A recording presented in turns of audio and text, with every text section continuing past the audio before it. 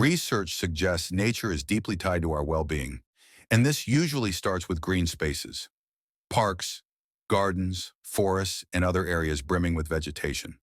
But where there is green, there's often blue. Oceans, seas, lakes, ponds, rivers.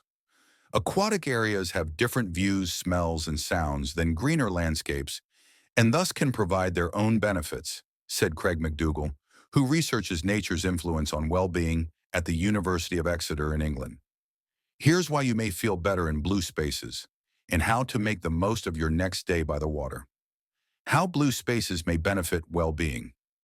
A growing body of research suggests that salt and fresh water offer various physical, psychological, and social perks.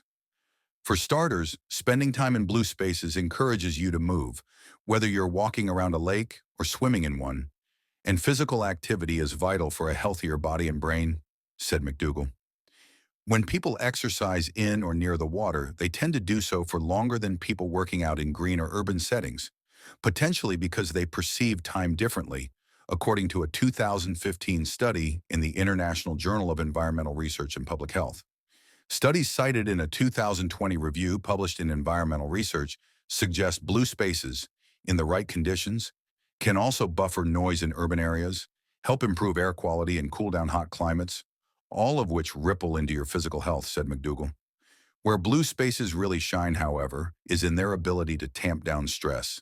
They may ease mental distress, reduce antidepressant use, foster resiliency, and boost happiness and other positive emotions. People who simply look at blue and green spaces more regularly tend to get better sleep, and blue spaces, in particular, may support positive social relationships because people naturally gather with friends and family in these idyllic locations, said Matt White, an environmental psychologist who researches the effects of blue spaces on human and public health at the University of Vienna. But scientists are getting creative. White pointed to a 2025 study published in Nature Communications, in which researchers measured the brain activity of 49 people who received electric shocks, which ranged from mildly unpleasant to painful, while viewing a virtual nature scene, a shimmering lake, rustling trees and birdsong, an urbanized scene, a lake surrounded by buildings and traffic noise, or an indoor desk scene. The participants reported feeling less pain when looking at the natural environment compared to the other settings. The imaging tests backed them up.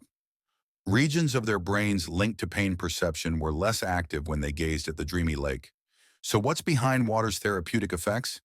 The benefits may be due in part to attention restoration, a state in which you're cognitively replenished by what a 2024 paper calls soft fascination.